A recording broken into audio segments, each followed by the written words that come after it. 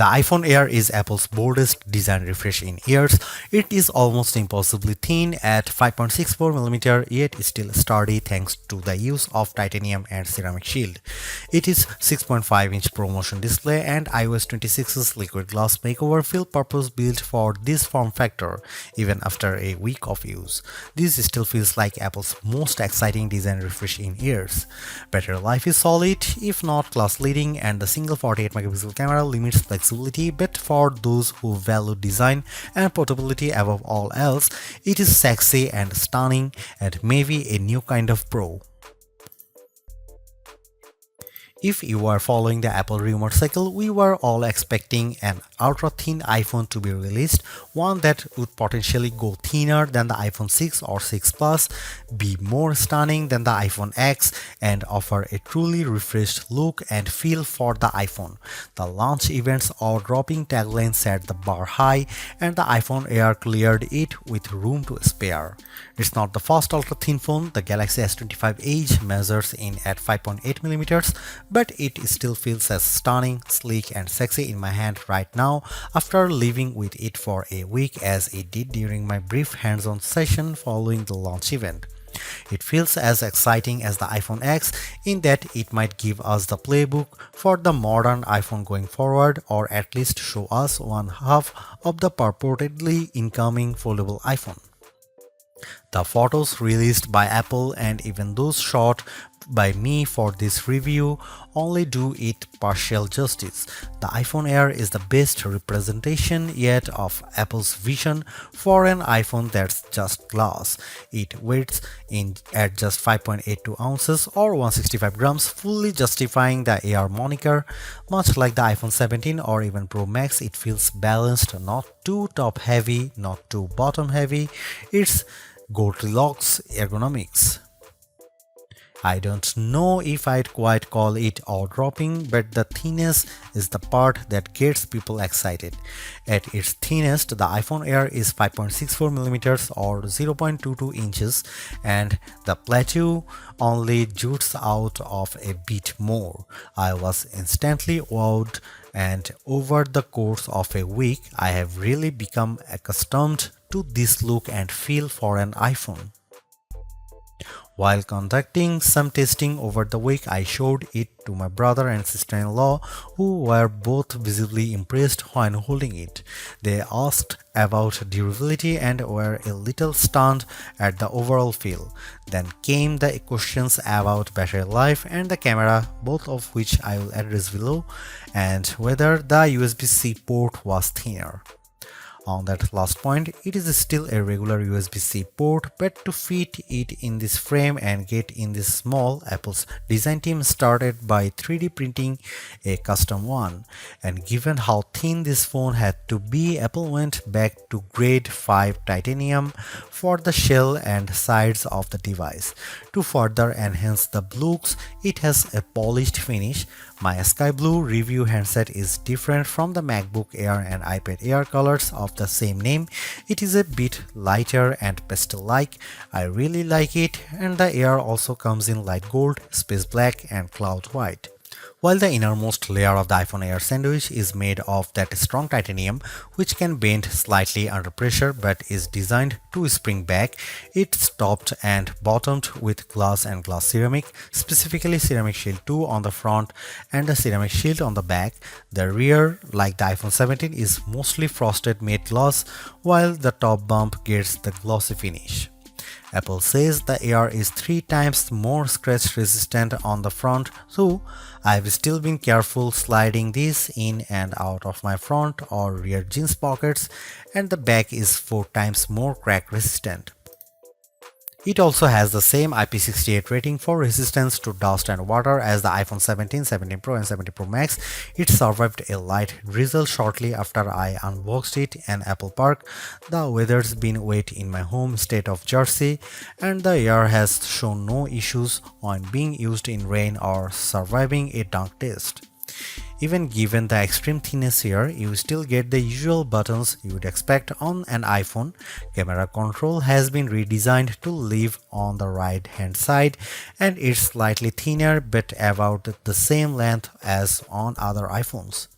The power or sleep button sits slightly higher on the side with the action button, volume up and volume down on the left. The main mono speaker lives at the top of some microphones, and there are two other microphones either side of the USB-C port on the bottom.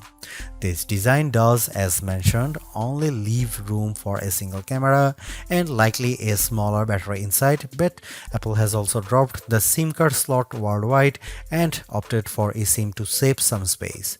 The iPhone Air is stunning, attracts a lot of admiring glances, and feels like biggest refresh in iPhone design we have seen in a while. Yes, it's the same key parts, just compressed, but in use it feels like the perfect showcase for iOS 26. If you are after Apple's best design this year, I think it is clearly the iPhone Air. This is where the compromises necessitated by the iPhone Air's unfeasibly thin design begin. The iPhone Air only features a single 48-megapixel fusion camera on the back. It can shoot at 1x, a sensor crop in 2x, or a maximum digital 10x, but the quality falls off noticeably with the latter. I will cut to the chase here. If you are after the iPhone with the best cameras or even just some variety for shooting, this is probably not it. Here are some camera samples of the new iPhone Air.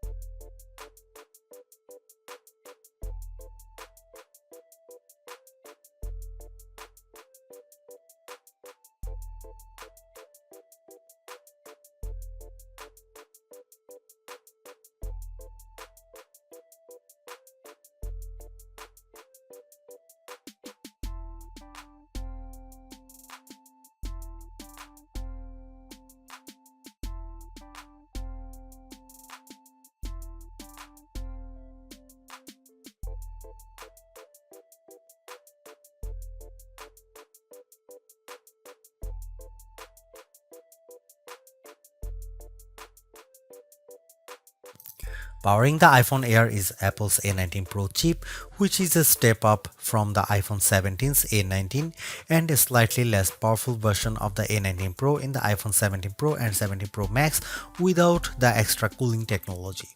The A19 Pro here is a 6-core CPU with 2 performance and 4 efficiency cores, a 5-core GPU and a 16-core neural engine. It's goodly faster than the A18 Pro or A18 found in the iPhone 16 Pro Max or 16, especially with various elements of iOS 26 including specializing a wallpaper and in everyday use. Compared to the standard iPhone 17, I would say performance is about neck and neck. The A19 Pro is arguably being used here to help regulate performance temperature. I did notice the iPhone Air heating up during the first few days while it was still indexing and charging, especially from 0% to about 50% before cooling as it slowed near 80%.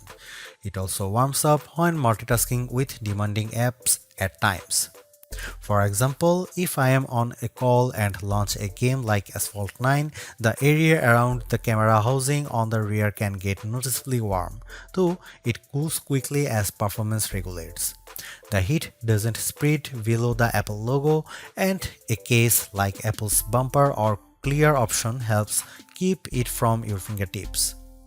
Keep in mind that basically all the components do live in the plateau, including the silicone, so it makes sense that the area does heat up. When it comes to non-gaming tasks, though, the iPhone Air handles everything well and delivers strong performance while keeping cool. That was the case with my daily workflow consisting of calls, audio and FaceTime, as well as mail, Gmail, Slack, Safari, Chrome, Edits, CapCut, the camera, and the other apps. Even with creating a Genmoji or using Image Playground or another facet of Apple Intelligence, the iPhone Air didn't get especially warm. In terms of quantitative testing, the iPhone Air scored slightly higher than the iPhone 17 on Geekbench 6.5 at 3723 on single core and 9665 on multi-core. That's in line with smartphones at this price range, so as we noted in our Galaxy S25 Edge review, that phone has a thermal solution for keeping things cool.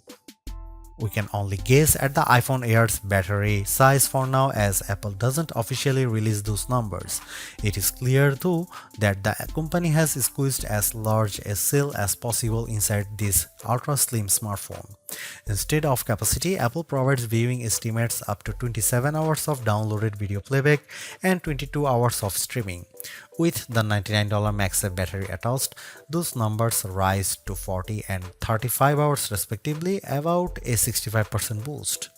In my experience, the iPhone Air generally lasts through a workday 6 to 8 hours depending on use. That's behind the iPhone 17, 17 Pro and 17 Pro Max, but it still meets Apple's all-day standard. On the test, I took it off the charger at 7:30 am and it lasted until 5:50 pm or 10 hours and 20 minutes. At best, I recorded 6 hours and 35 minutes of active screen time. On average, I got around 4 hours and 45 minutes.